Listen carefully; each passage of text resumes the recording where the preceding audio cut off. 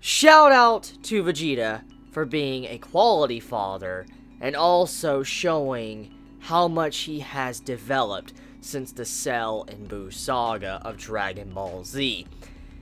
This episode really got me emotional just to see that scene with Vegeta. I remember when I first saw Vegeta's character. When I was growing up, I was watching Dragon Ball Z.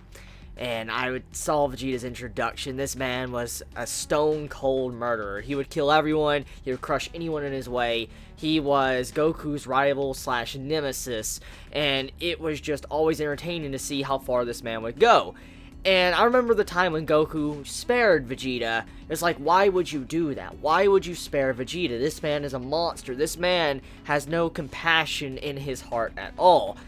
And then now, after the journey through Dragon Ball Z, and then now Super, just how much Vegeta has changed since the Prince of all Saiyans, before he fought Frieza, and before he fought Cell, and then even Buu, how much he has changed from that point to where he's at now is just amazing, and really good development for his character.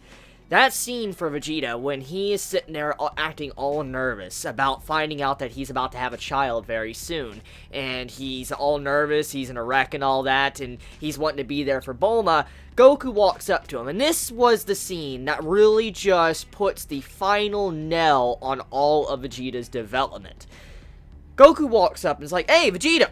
Let's go. Let's go train right now. You know, we can go train with Beerus and all them. You know, we can go right now. I mean, I know you like training and stuff. You don't want me to get ahead of you. This is something that we've always seen from, Vegeta and Goku. And, Vegeta's made it very clear he will not let Kakarot, surpass him. He constantly wants to train with Goku or train when he trains for, Goku never surpasses him in strength. And it's something very unlike Vegeta, like something we've seen from the past, for him to say he doesn't want to train, especially if Goku's going out of his way to get stronger. But in this case, it makes sense. And it really shows how much Vegeta truly cares about his family.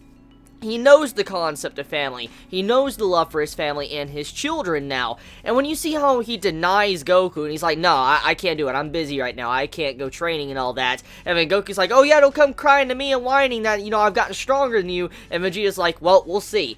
That scene showed how much Vegeta has progressed. You go back. Go back a long time ago, like early stages of Dragon Ball Z, even Buu Saga, Vegeta would have flipped you off and said, "Fuck you, I'm not skipping training for someone or even my family." He would have said that. There's just no way he would have done something like that. And then you look at this, and this man is straight up denying a chance to get stronger than his rival, and he's also thinking about his family over fighting and training. This is the Saiyan Prince, the Prince of all Saiyans, saying that I don't want to train. I want to be there for Bulma when she has the baby.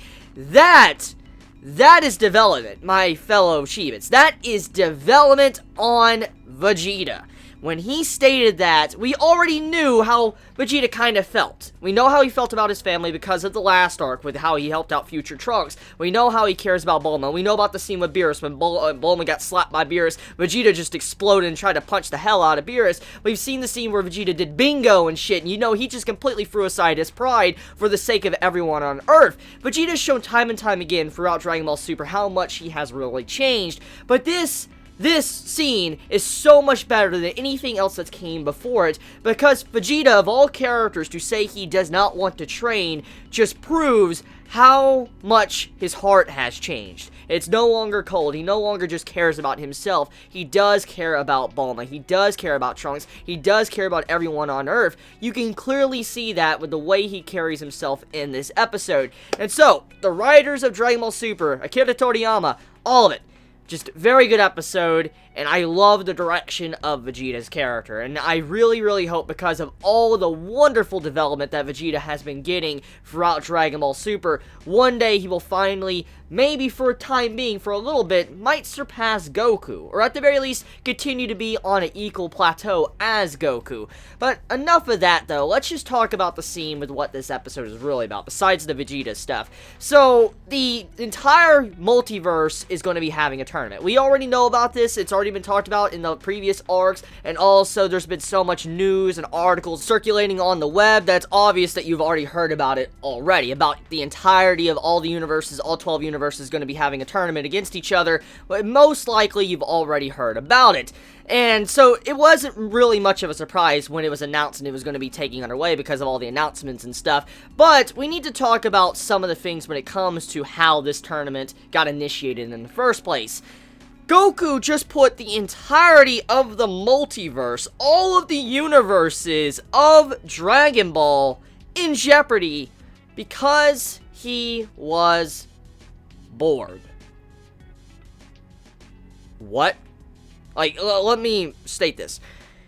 Goku, he put the entirety, not of just his galaxy, not of his planet, not just his universe, but all of the universes have been put in danger thanks to Goku being bored. What the fuck? What the fuck? Goku, what the fuck? Like, I know you made some stupid decisions in the past. I mean, there's many questionable things you have made. I mean, when it comes to fighting Majin Buu, to Cell, to Frieza. I mean, there's just a lot of questionable things you have done in the past. But overall, though, just like, this is a step above all of those. You just put every single universe in danger because you were bored. The fuck? Like, okay, so I really like that scene with Beerus, though, and that really hints at something that might happen in this upcoming arc of Dragon Ball Super. Beerus showing that he is getting serious when he puts his hand up towards Goku, and it looked like he was about to say, you know, destruction and completely disintegrate Goku. It showed the desperation in Beerus of how he was saying, Goku, you continue to go down this path, it's going to put all of us in danger. You're putting me in danger. You're putting the entirety of this universe in danger, even more because of what you're doing right now. And when Beerus, that's been friendly with Goku, he's someone that's constantly allowed Goku to come to his planet, he's let, you know, him train and all that while he watches, and he even makes comments like, you're gonna be the next god of destruction.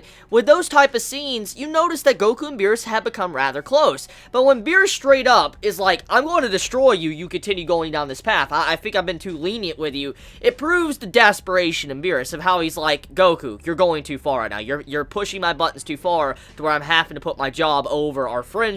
And that right there, I'm like, yo, Beerus doing something like that shows how dangerous Zeno is. And we do know Zeno is very dangerous. This is a man that's already disintegrated an entire universe because of Zamasu. So, as we know, Zeno, he's willing to do shit like that. We know for a fact. And Goku's seen this firsthand, and he's completely underestimating the god of all. He completely is.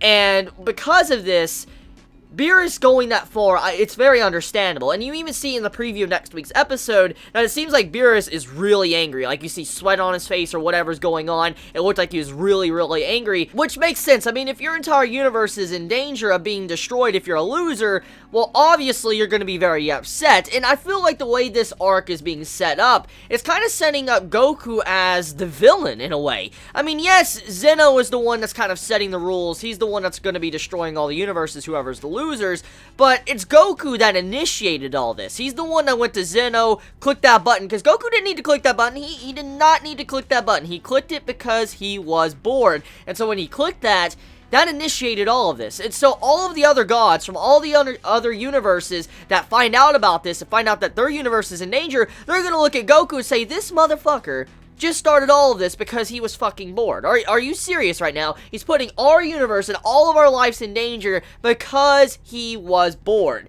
So, Goku, definitely the bad guy of this arc. Like, if anything happens, anything tragic happens, a universe gets destroyed or something, it's probably Goku's fault, because this man did not need to go that far. He did not need to do this. But he did anyways, because Goku will be Goku. So, yeah. Overall episode of Dragon Ball Super, it was a very, very well done episode. A very good setup episode for the upcoming arc, and also the new opening song, which I know many are probably going to be asking me to talk about. Let's, talk about that now. The new opening song. Big fan of the opening. I love that opening song way more than the first one. I mean, I'm sorry to say, I like the, opening song, but hearing it for so long, over 70 plus episodes, it just kind of is like, holy shit, enough is enough. I mean, I'm serious, I skip that opening song every single week. That original, I skipped it all the time, because I've seen it so many times, I'm like, I'm just tired of it. I'm tired of hearing the song, I'm tired of seeing the visuals, because it's just, I'm like, I'm skipping it. And so, yeah.